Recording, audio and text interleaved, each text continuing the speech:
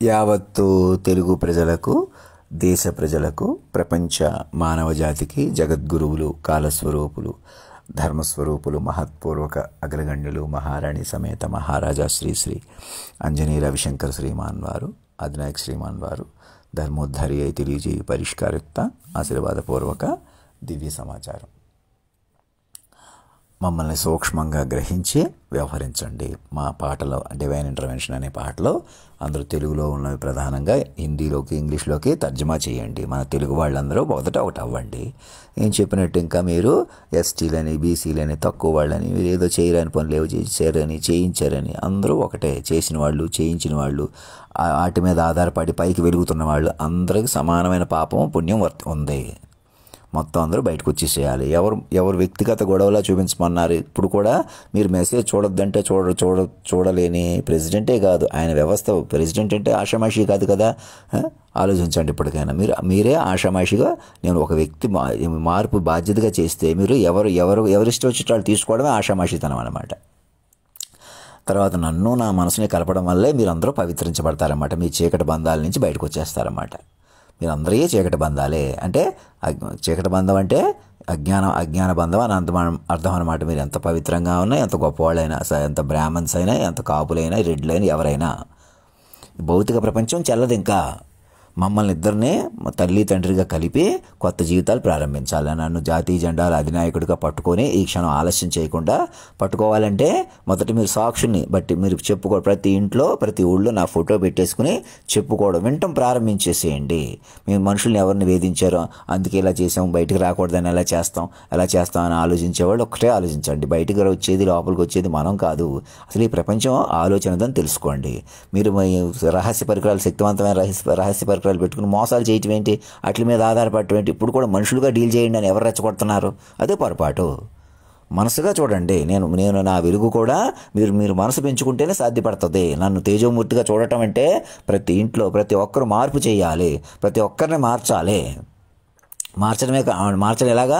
అదిగో అక్కడ పెట్టాను కదా విష్ణు సహస్రనామాలు, ఒక 25 పేజీలు 20 పేజీలు రోజు రాయండి. ఇంక నేనేదో చెప్తాం, నేదో చేస్తాం. ఇంక అలా కాదు. మీరు పెంచుకోవాలి మైండ్లే.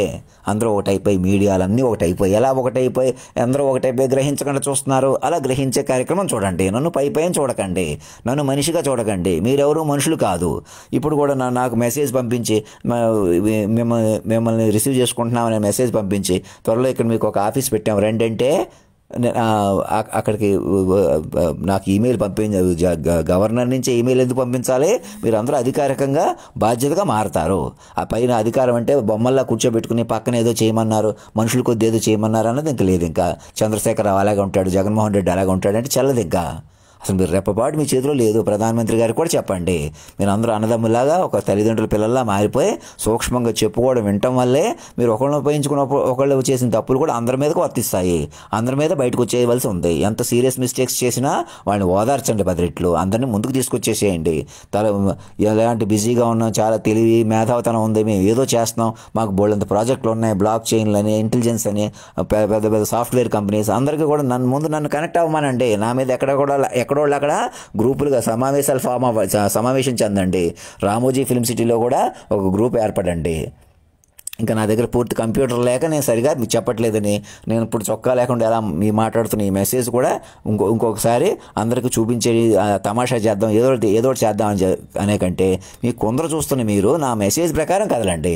ముందు నా మీద చెప్పుకోండి. ఉన్న ఫోటో అక్కడ పెట్టిన ఫోటో పెట్టేసుకుని చెప్పుకోండి, వినండి. ఒక 1000 పేజీలు డెవలప్ చేసుకోండి. అప్పుడు బలం పెరుగుతుంది. ఆ రాజ్నాథ్ సింగ్ గారికి వాళ్ళకి అందరికీ చెప్పండి ఒకటే మాట. వాళ్ళు ఏదో అనుకుంటున్నారు, వీళ్ళు ఏదో అనుకుంటున్నారని మీరు క్రియేట్ చేయొద్దు, డివైడ్ చేయొద్దు ఎవరిని కూడా.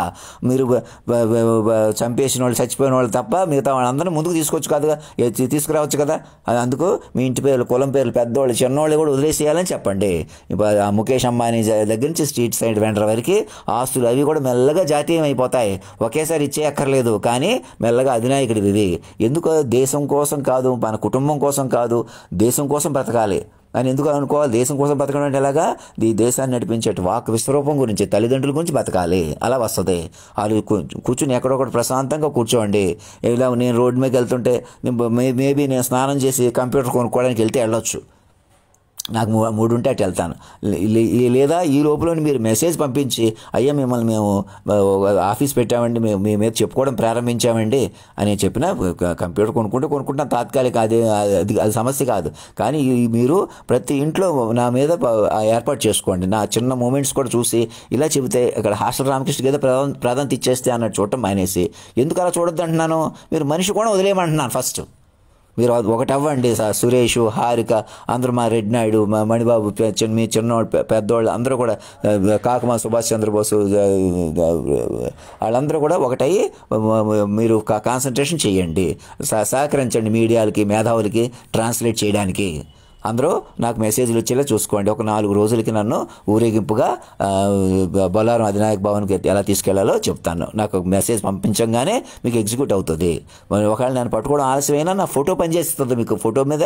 ఎందుకంటే నా ఫోటో అంటే నేను మాత్రమే అధిష్ఠించగల వజ్ర సింహాసనం అంటే ఇంకా అది నేను మనిషిని అనే కోణం పోతుంది అనమాట. నన్ను పట్టుకోగానే నాకు టెంటేటివ్గా ఈమెయిల్ పంపితే సరిపోద్ది. దేశ అధ్యక్షుల నుంచి గవర్నర్ నుంచి నాకు ఒక ఫ్యాక్స్ వస్తే చాలు, కమిటీ ఫామ్ అయ్యి మీ మీద గ్రహిస్తున్నామండి, మేధావులు అందరూ సాక్షులు అందరిని పిలిచాం, మీరు చెప్పినట్టు అందరిని ఇంటి పేర్లు కులం పేర్లు మెల్లగా సరెండర్ చేసేస్తామండి, ఆ పని మీద ఆ ప్రాసెస్ మీద ఉన్నాం అని ఇద్దరు ముఖ్యమంత్రులు కూడా కూర్చుని వింటున్నారు. పద్యాలు పాటలు పాడుకుంటూనే అడ్మినిస్ట్రేషన్ చూసుకుంటున్నాం. ధరణి అని అది అని ఏదని ఏదో చేసినట్టు చూపించొద్దు. ఇంకా మీడియాలు మేధావులు కూడా, సినిమా వాళ్ళు కూడా ప్రతి సినిమాలో నన్ను ఇంక్లూడ్ చేసి రిలీజ్ చేసుకోవాలి. నా గురించి చెప్పుకోవాలి, ప్రస్తావన ఉండాలి. ఇంత మీరు కళలున్న పాటలు పాడిన ఎంత కథ చేసినా నన్ను మించి, నన్ను మా కుటుంబం నుంచి, నా రాజ్యం, నా ప్రజలు మీరు, నా మనసు, తల్లి తండ్రి గురువులు మీకు.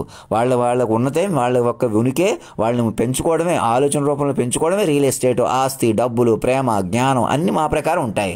మమ్మల్ని చీకటి బంధంగా మీకోసం మమ్మల్ని చీకటి బంధం చేసి అటు చేసి ఇటు చేసి మనుషుల కొద్దీ మలపకూడదు. ఎవరికో పెళ్లి చేయటం వల్ల, ఎవరికో కలపడం వల్ల, విడగొట్టడం వల్ల మీకు ఏ బంధం పవిత్రీకరించబడదు. మీరు ప్రతి ఒక్కరు మనసుతో మమ్మల్ని పెంచుకోవాలి. మేము మనసులో ఉంటాము. నేను భౌతికంగా పెళ్లి చేసుకోవడం అన్నది కూడా మీకు, నన్ను నా మనసుని మీకు శాశ్వతీకరించి అక్కడ రాశాను కదా, నేను కూడా భౌతికంగా పెళ్లి చేసుకోవడం అన్నది నన్ను నా మనసుకి ప్రాధాన్యత వచ్చిన తర్వాత, నన్ను నా మనసుని మీ తల్లిదండ్రులు గురువు గౌరవించిన తర్వాత నేను ఏ అమ్మాయిని చేసుకున్నా ఆ ప్రతిరూపంగా గౌరవించే వాతావరణంలో పెళ్లి చేసుకోగలను. అంతేగాని నేనే ఇల్లు బతిమాలుకుని ఏదో అమ్మాయిని చేసుకుంటాను, ఎవరిని పిల్లలు ఉన్న వాళ్ళైనా కన్ని పిల్లలైనా ఎవరినైనా ఎవరి ముందుకు వచ్చినా అందరి మీద ఆమె తల్లిగా ప్రతీకగా నన్ను మానవ రూపంలో ఉన్న నేను మీకు అన్నీ నిరూపించి చేసుకుంటాను, లేదు. అది పరిస్థితి. ధర్మో రక్షతి రక్షత సత్యమేవ జయితే.